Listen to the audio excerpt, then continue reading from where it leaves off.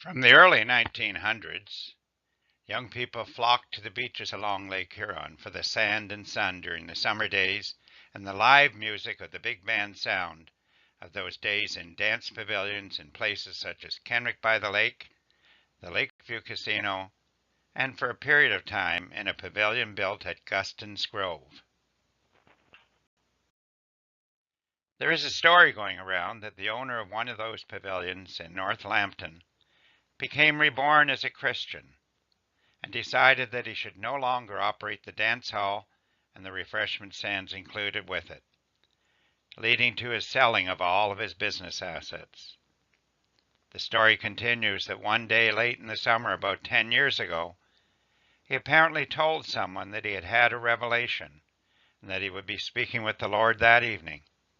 He then entered Lake Huron later that evening, walked straight into the water, and has not been seen since.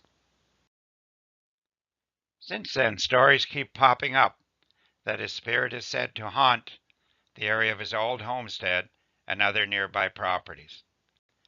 Perhaps he has some unfinished business yet to be completed here on earth. One of the nearby cottages was rented earlier this summer to a young couple who later reported to the new owner that late one night they had seen a male apparition wearing a cape enter the bedroom they were sleeping in. The ghostly figure remained for a few seconds and then disappeared. Perhaps there is a connection. Another story is about the Menards, Hank and Manetta, who bought a cottage in Grand Bend about 1950. The lower floor was converted to a 34-44 room, a place where beer sold for 34 cents and liquor for 44 cents. The room operated by Hank was only licensed for 15 people, but still offered local entertainment. Upstairs, his wife operated a sophisticated dining area known as Manetta Menards. Here she would sit in a rocking chair and greet her customers as they entered.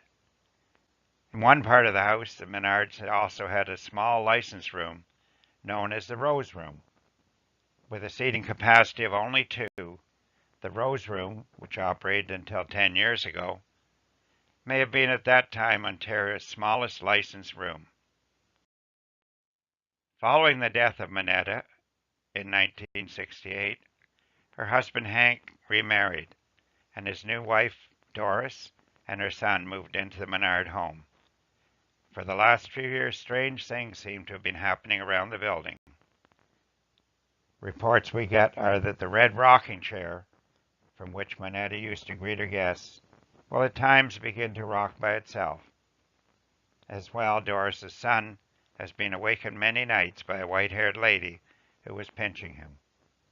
The drawers in a dresser in the boys' room sometimes seem to open and close by themselves. Doris Menard even claimed that she was pushed down a flight of stairs one day when she was alone in the house.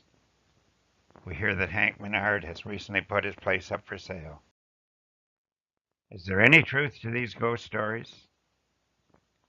I wonder.